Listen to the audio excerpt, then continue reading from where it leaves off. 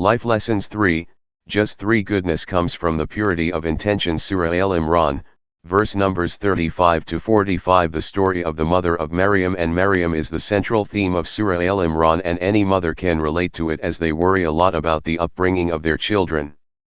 In this surah, we see a unique side of motherhood and womanhood. When mother of Maryam got pregnant, she prayed to Allah subhanahu wa ta'ala. Mention, O Muhammad, when the wife of Imran said, My Lord, indeed I have pledged to you what is in my womb, consecrated for your service, so accept this from me.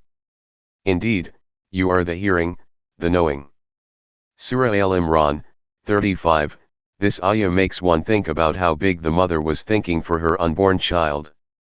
She made a sincere dua to pledge the life of her child graciously in the way of Allah. In depth, she urged her Creator to protect the faith of a child and raised it as a righteous being. It shows pure intentions and sacrifice of motherhood and the power of dua, because when you are eager to do something, it manifests from the beginning. In that respect, we should follow the mother of Maryam's footsteps and help our children to do good and to assist them to follow and dedicate themselves to the path of Allah, subhanahu wa ta'ala. We should work on ourselves so that we can help our children do the same, rather than expecting them to do all the efforts by themselves. But when she delivered her, she said, My Lord, I have delivered a female. And Allah was most knowing of what she delivered, and the male is not like the female. And I have named her Mary, and I seek refuge for her in you and for her descendants from Satan, the expelled from the mercy of Allah.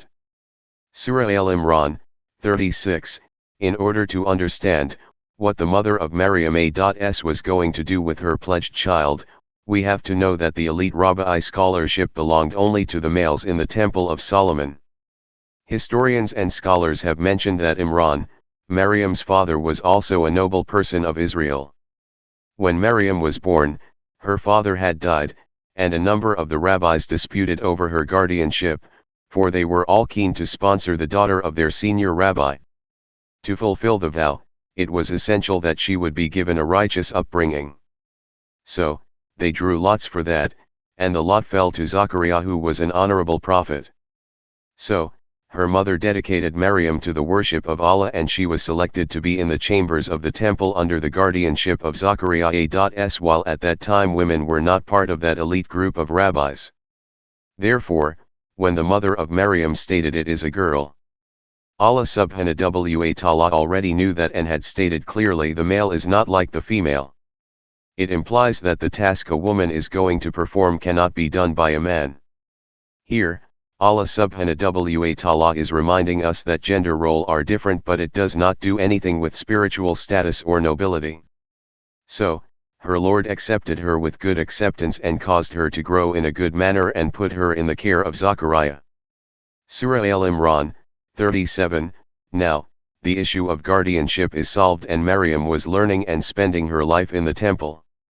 Do you imagine how difficult it would be for a mother to go through this process and separate from her little child? How grand the sacrifice was! Pleading the life of your child means now mother has nothing to do with her child, no responsibilities of house or family are on Maryam. Her mother released her from her responsibilities. This was the pledge of the mother. And Allah subhanahu wa ta'ala said so, her Lord accepted her with good acceptance. Doing something great and magnificent means nothing if it does not have devotion and sincerity, and Allah subhanahu wa ta'ala rejects it. So, He accepted it from the mother of Maryam. Because this grand sacrifice was based upon pure and sincere intentions. The story of these noble women does not end here, it was just the beginning of new events.